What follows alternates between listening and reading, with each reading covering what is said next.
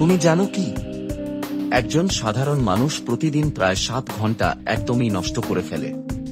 হ্যাঁ, ঠিকই শুনেছ, 7 ঘন্টা। আর পরে বলে, দোস্ত আমার তো একদম সময়ই নেই। কিন্তু ভাবো তো, এই 7 ঘন্টা মানে বছরে প্রায় 3 মাসের এক্সট্রা টাইম। এখন ভেবে দেখো, যদি তুমি এই 3 মাসের সময়টা সঠিকভাবে ইউজ করতে পারো, তাহলে তুমি নিজের জীবনটাই বদলে দিতে পারবে।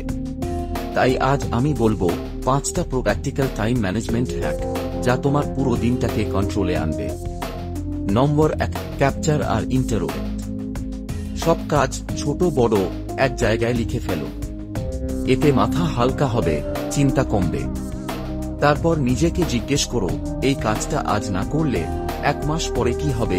এটাই তোমাকে জানাবে আসল প্রায়োরিটি কি। নম্বর 2, টাইম বক্সিং। শুধু কাজের লিস্ট নয়, কাজের টাইমও ঠিক করো।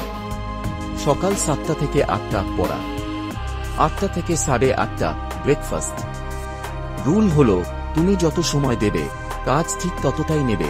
তাই কম সময় দাও, ফোকাসে কাজ করো। নম্বর 3, সিনেমা মোড। কাজ করার সময় একদম সিনেমা দেখার মতো বসো, ফোন সাইলেন্ট, মন শুধু কাজের দিকে। এইভাবেই ব্রেন যায় ফ্লো স্টেট এ, প্রোডাক্টিভিটির পিক পয়েন্টে।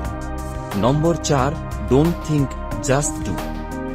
যখন মনে হয় কাজ করব কি না, তখনই বলো নিজেকে, ভাবিস না, এখনই কর। এই 5 সেকেন্ড রুল তোমার প্রোক্রাস্টিনেশনকে একদম শেষ করে দেবে।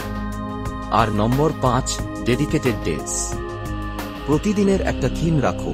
সোমবার পড়াশোনা, মঙ্গলবার প্রজেক্ট, বুধবার ফিটনেস। এতে ব্রেন কনফিউজ হয় না, তুমি হয়ে যাও নিজের সময়ের মাস্টার।